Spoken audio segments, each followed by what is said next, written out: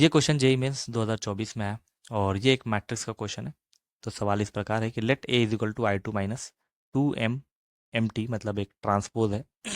Where M is a real matrix. तो M एक real matrix है of order 2 into 1 such that the relation M transpose into M बराबर I one holds if lambda is a real number such that the relation ax बराबर lambda x hold for the same non-zero real matrix x of order 2 cross 1,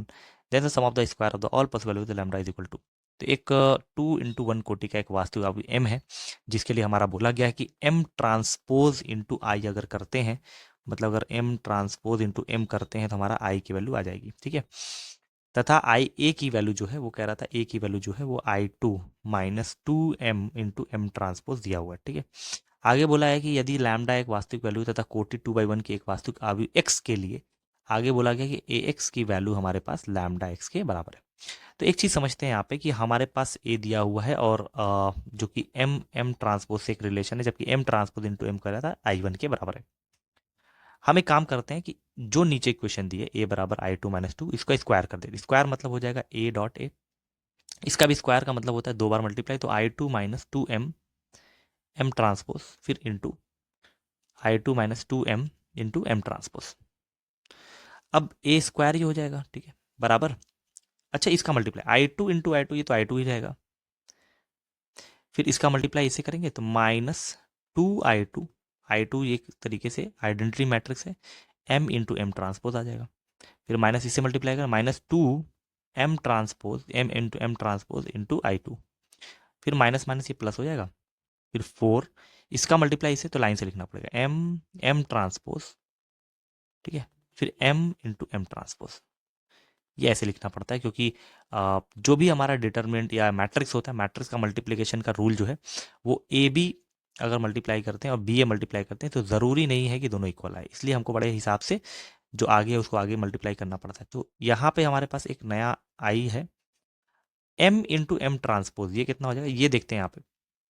to I two M into M transpose और minus two M into M transpose मिला के हो जाएगा आई to. तो एक किसी भी मैट्रिक्स में अगर आई से मल्टीप्लाई करते हैं तो वो मैट्रिक्स का आंसर आता है, आई खत्म हो जाता है, तो यहाँ पे four times M into M transpose हो जाएगा, फिर प्लस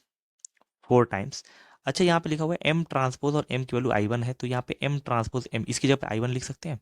तो फोर एम अगर आई हो गया तो आई की वैल्यू खत्म कर देते हैं, एम इंटू एम ट्रांसपोज आ जाएगा, क्योंकि आई जो होता है किसी भी मैट्रिक्स से मल्टीप्लाई करने पे हमारा क्या आ जाएगा, वो इस मैट्रिक्स का ही वैल्यू दे देता है। तो यहाँ पे ये दोनों वैल्यू सेम हो गए जिसको हम काट सकते हैं, हमारा ए स्क्वायर आ गया आई टू के बराबर, मतलब हमारा जो ए का स्क्वायर करेंगे तो हमको एक आइडेंटिटी मैट्रिक्स मिल जाएगी।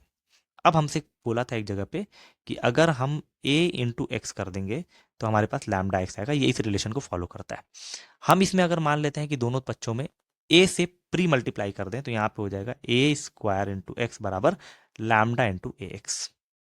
ठीक है, और ए एक्स की वैल्यू हमसे फिर से बोला था कि ए एक्स खुद हमारा लैम्डा एक्स है, तो यहाँ रख देते हैं, तो ए स्क्वायर इंटू एक्स बराबर हो जाएगा लैम्डा इंटू ए एक्स की जगह पे लैम्डा एक्स, और ए स्क्वायर की जगह पे हम लिख देंगे आई टू, तो आई टू इंटू एक्स बराबर लैम्डा स्क्वायर एक्स के बराबर। ठीक है, तो यहाँ पे हम अगर मान लें आई टू को एक्स से मल्टीप्लाई करेंगे तो वो एक मैट्रिक्स देगा आई एक्स, और यहाँ पे लैम्डा स्क्वायर एक वैल्यू है जो कि एक्स मल्टीप्लाई करके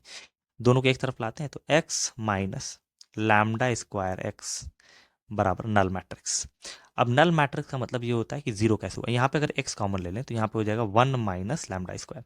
दोनों में सेम था तो आ गया नल मैट्रिक्स। नल मैट्रिक्स का मतलब होता है हर एक अवयव जीरो है, इसका मतलब हमारे पास जो गिनती से मल्टीप्लाई वो जीरो है, क्योंकि एक्स हमारे पास बोला था इस सम नॉन जीरो मैट्रिक्स, वो जीरो मैट्रिक्स नहीं है, मतलब कोई नल मैट्रिक्स नहीं है, कोई वैल्यू वाले मैट्रिक्स है,